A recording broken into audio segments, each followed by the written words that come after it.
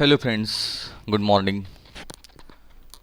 Today we are going to start writing skill, one of the important part of 11th and 12th standard, which is nothing but expansion of ideas, having 4 marks. This part is generally included in our writing skill part. So let us learn what is expansion of idea and in what way we have to do the activity. Expansion of idea is a short composition.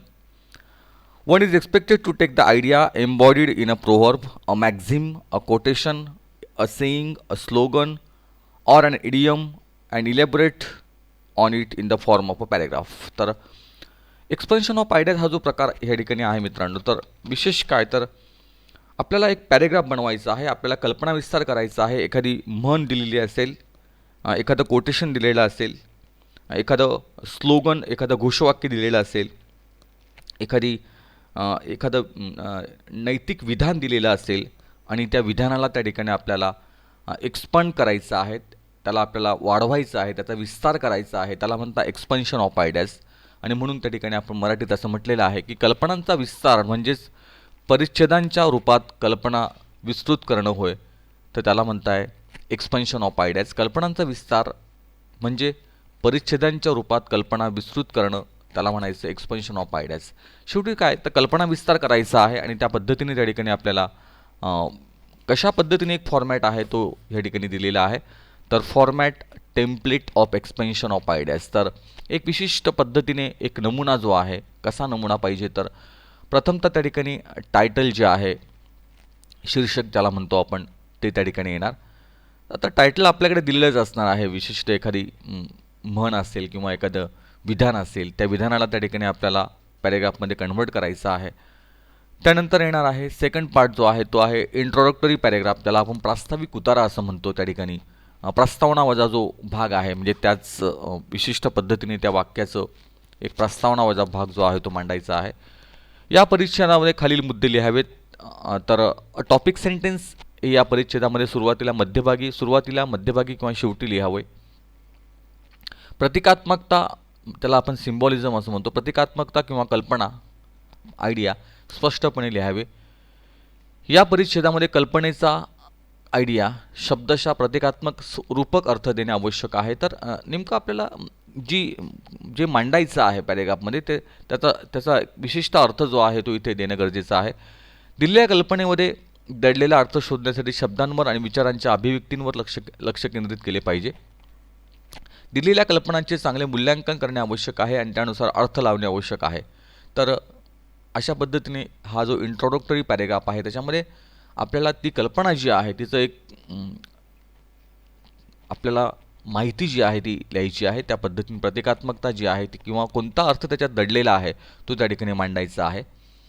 Core content जो आहे, ज्याला मुख्य आशय असं म्हणतात. तर तिसरा part जो आहे, दिलेल्या कल्पनेला अनुसरून तुमचा दृष्टिकोन व तुमचे वैयक्तिक अनुभव किंवा किस्से सांगा. तर या ठिकाणी कोर जो मूळ गाभा आहे ना, तुम्हाला समजा जे आपल्याला लिहायचं आहे, तुमचा काय दृष्टिकोन आहे, तुमचं वैयक्तिक मत काय आहे, तुमचा अनुभव काय आहे किंवा एखादा किस्सा आहे, त्याला ॲनेक्डोट असं म्हणतात, ते आपण टाकू शकतो त्या ठिकाणी त्या वाक्याबद्दलचे.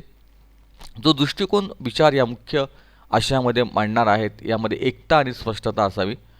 वाक्यामधील दोन भिन्न मुद्द्यांमधील सुसंगतता आणि तार्किक दुवा ठेवा. तर वाक्यामध्ये एक लिंक ठेवायची आहे आपल्याला, त्या पद्धतीने आपल्याला ते करायचं आहे. यामध्ये प्रपोर्शन ऑफ स्पेस हा महत्त्वाचा घटक आहे. तर एक विशिष्ट पद्धतीने आपल्याला जागा जी आहे, proportion of space, more important ideas more space, म्हणजे जास्त महत्त्वाची संकल्पना मांडायची आहे तर जास्तच त्याला जागा द्या, जास्त लिहा या अर्थाने. कमी महत्त्वाचं असेल तर कमी जागा द्या. मुख्य कल्पना सोडून इतर कल्पना लिहिणे किंवा यावर आपले मत मांडणे टाळावे. तर जे दिलेलं आहे ना त्याच्यावरच आपल्याला त्या ठिकाणी तो पॅरेग्राफ करायचा आहे. त्याच्या व्यतिरिक्त आपलं स्वतःचं वेगळं असं काही लिहू नका. लक्षात ठेवा, आपल्या भाषेचे कौशल्य प्रदर्शित करण्यासाठी हा सर्वात सर्जनशील असा भाग आहे. कन्क्लुजन जो आहे, शेवटी टॉपिक सेंटेन्स याच्या अर्थाच्या सुप्रसिद्ध म्हणी लिहाव्यात. तर जर लिहिता आलं तर शेवटचा जो समारोप आहे, तर म्हणीने जर आपण समारोप केला त्याच अर्थाच्या तर ते आपल्याला योग्य राहील. तर the given one is tit for tat. You may using up another similar one, reap as you sow. तर टीट फॉर टॅट हा टॉपिक जो असेल त्या ठिकाणी आपण रीप ॲज यू सो असं वापरू शकतो. तर या पद्धतीने एक विशेष असा काय करायचं आहे, एक्सपान्शन ऑफ आयडियाचा अर्थ होतो कल्पना विस्तार करणं. जे दिलेलं आहे आपल्याला ते पॅरेग्राफच्या स्वरूपात मांडायचं आहे. आता इथे एक एक्झाम्पल जे आहे ते दिलेले आहे ते आपण काय आहे बघूया आपण. Activity number 1, action speaks louder than words.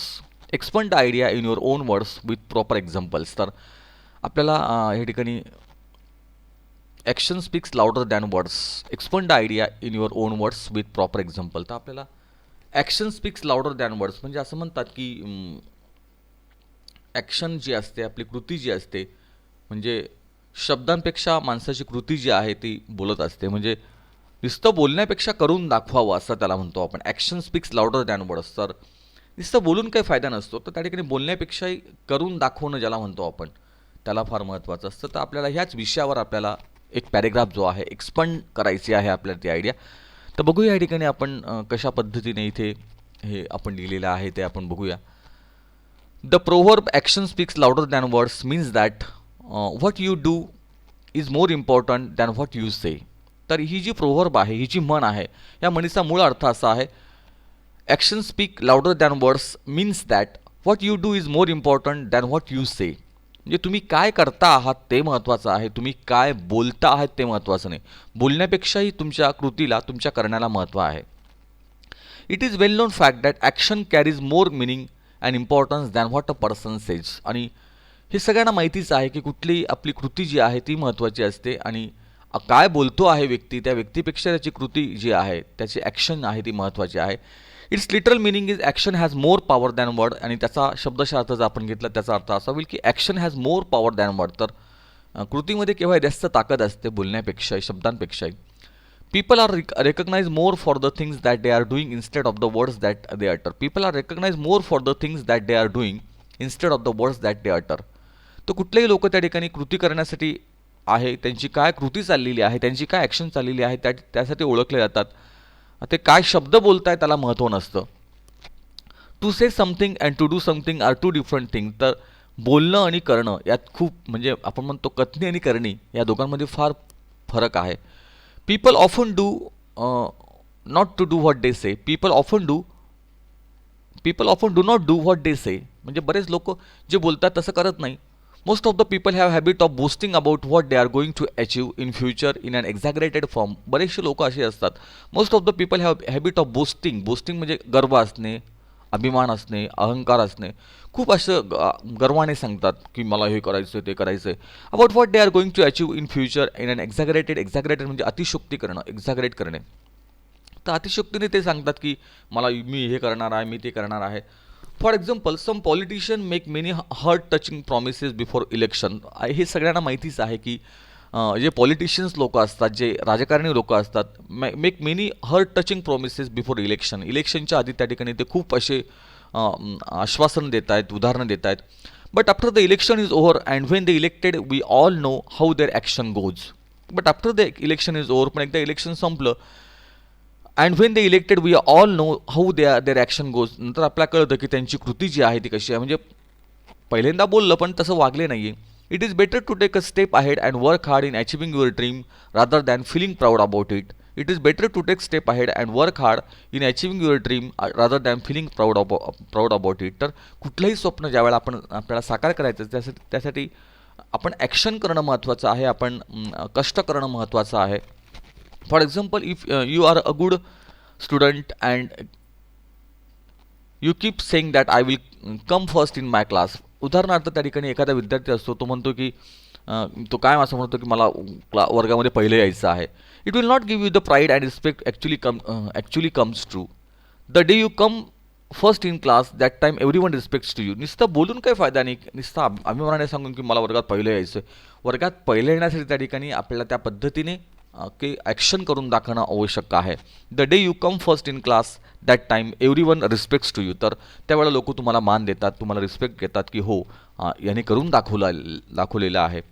In the contrary, the achievements of the great personalities in the world is that they always dreamed big, but never boasted about achieving something big, even though they were highly capable of achieving more than what they dreamed of. तर याविरुद्ध जर आपण बघितलं, in the contrary the achievements of the great personality, जे मोठी लोक असतात त्यांची जी कामगिरी असते, in the world is that they always dream big, ते मोठं स्वप्न बघतात, but never boasted about achieving something big, पण असा अहंकार किंवा गर्व बाळगत नाही की मला हे करायचं आहे. इवन दो दे वर highly capable of achieving more than what they dream top, त्यांच्याकडे कॅपेबिलिटी असते, त्यांच्याकडे तेवढी क्षमता असते की ते त्यांचं ते स्वप्न पूर्ण करू शकतील, पण वृथा अभिमान न बाळगणं किंवा जास्त बाता न मारणं किंवा बाष्कळ बडबड न करता त्या ठिकाणी करून दाखवतात ते लोक. Take the example of Abraham Lincoln, Mahatma Gandhi. They achieved phenomenal results in their works but never boasted. तर आपण ही उदाहरणं बघू शकतो की महात्मा गांधी आहेत किंवा अब्राहम लिंकन आहे, अमेरिकेचे राष्ट्राध्यक्ष होते ते, तर त्यांनी नुसतं बोलण्यापेक्षा त्या ठिकाणी अतिशय लक्षणीय असं काम त्यांनी करून दाखवलेलं आहे आणि लोकांपुढे एक आदर्श जो आहे तो घालून दिलेला आहे. Thus, the proverb action speaks louder than word suggests that action are more reliable indicator of a person's thoughts than words are. म्हणून त्या ठिकाणी ही जी प्रोव्हर्ब आहे, ही जी म्हण आहे, ही म्हण आपल्याला असं सांगते की त्या ठिकाणी बोलण्यापेक्षा करून दाखवा. Speak louder than the words suggest that action are more reliable indicator of a person thoughts and words are. तर माणसाच्या विचारापेक्षाही किंवा त्याच्या शब्दांपेक्षाही त्यांची जी कृती असते माणसाची ती महत्त्वाची असते, असं ही म्हण सांगते आहे. It is same meaning another it's same meaning another or act like you expect to get into the end zone. तर हेच आपण या भाषेत सुद्धा सांगू शकतो, act like you expect to get into the end zone. Action is the real measure of intelligence. असं म्हणतात की कृती जी आहे ती तुमच्या खऱ्या बुद्धिमत्तेचं लक्षण असतं. Action makes more Fortune than caution. तर नुसती काळजी करण्यापेक्षा त्या ठिकाणी जर कृती केली तर त्या ठिकाणी आपलं नशीब जे आहे ते बदलू शकतं. All these proverbs indicate that people's action show the real attitudes rather than what they say. तर या सगळ्या प्रोव्हर्बमधनं एकच आपण त्या ठिकाणी सांगू शकतो की लोकांच्या कृती ज्या असतात त्या तुमच्या दृष्टिकोन दाखवतात आणि त्या माध्यमातून त्या ठिकाणी action speaks louder than words. तर कृतीपेक्षाही त्या ठिकाणी जी कृती आहे ती कृती जास्त महत्त्वाची असते नुसतं बोलण्यापेक्षाही, आणि म्हणून त्याने म्हटलं आहे की action speaks louder than words. तर ॲक्टिव्हिटी नंबर 1मध्ये आपण त्या ठिकाणी हा पहिला टॉपिक जो आहे तो पूर्ण केला आहे, action speaks louder than words. Now move to next part, which is nothing but the face is the index of the mind. Expand the idea in your own words with proper examples. The face is the index of the mind. Now we turn to our next AV and we start with this topic. The face is the index of the mind. We move to next AV number 2, and